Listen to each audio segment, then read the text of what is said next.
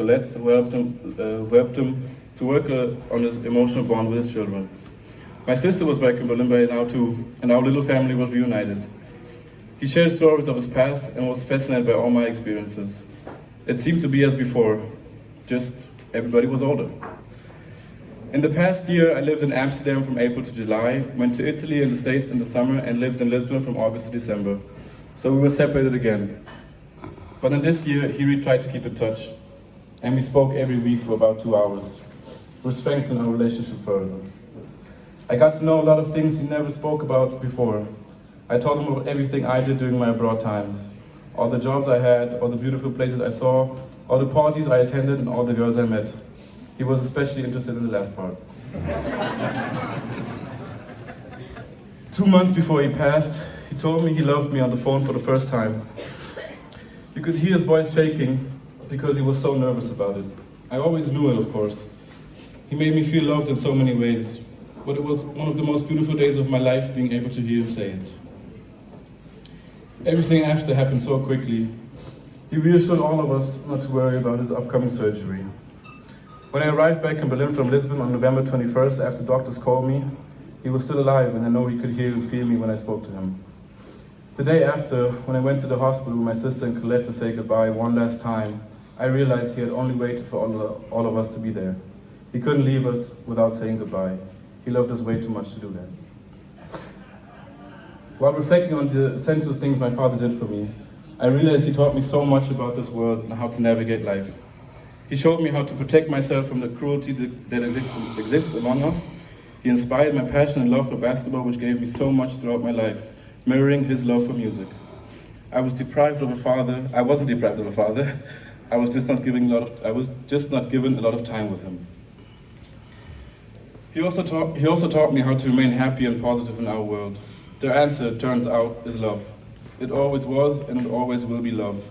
Love your friends, love your parents, love your family, love what you do, love your life, and live it the way you want it to. Because life isn't just roses and sunshine. It fluctuates. It goes up and it goes down. Some days you're reaching a dream playing against Alba Berlin, the Mercedes-Benz Arena. Some days you perform one of the most beautiful rap songs ever written on German national TV with your entire friend group because one of your best friends is about to become a star. Some days you're partying with your friends on the beaches of Lisbon. Some days you're enjoying pizza in Napoli.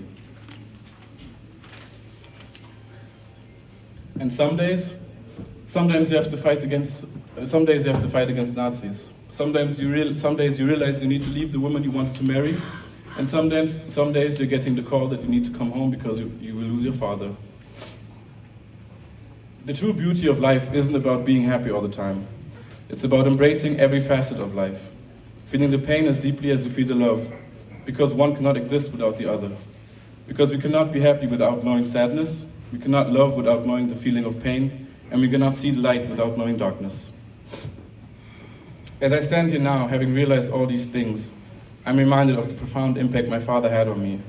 From the lessons he taught me to the love he shared, his influence is woven into the very fabric of who I am.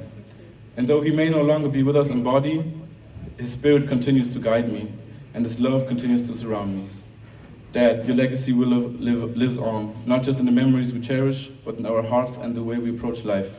With courage, with passion, and above all, with love. Thank you, and I love you, always.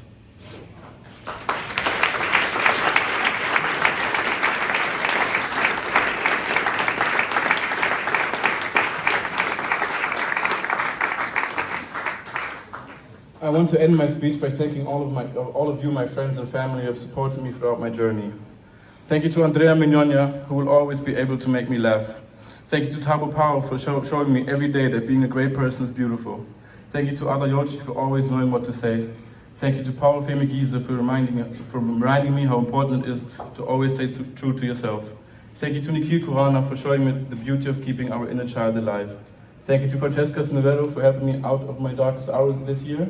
Thank you to my Ghanaian aunt Charlotte Novico for all your support this year, convincing me to give this speech. Thank you to Najwa Kone, Nash and Samuel Amakona for being the perfect younger brothers I never had but always had.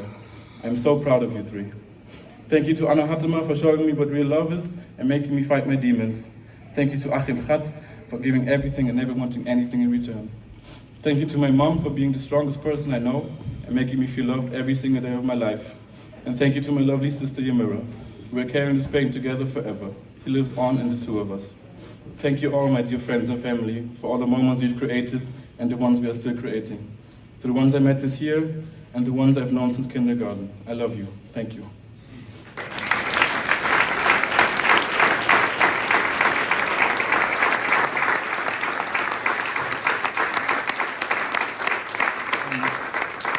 Next up is this one best friend who's about to be a star. There he is. His name is Ada. Some of you may know him as Epsilon. Willst du?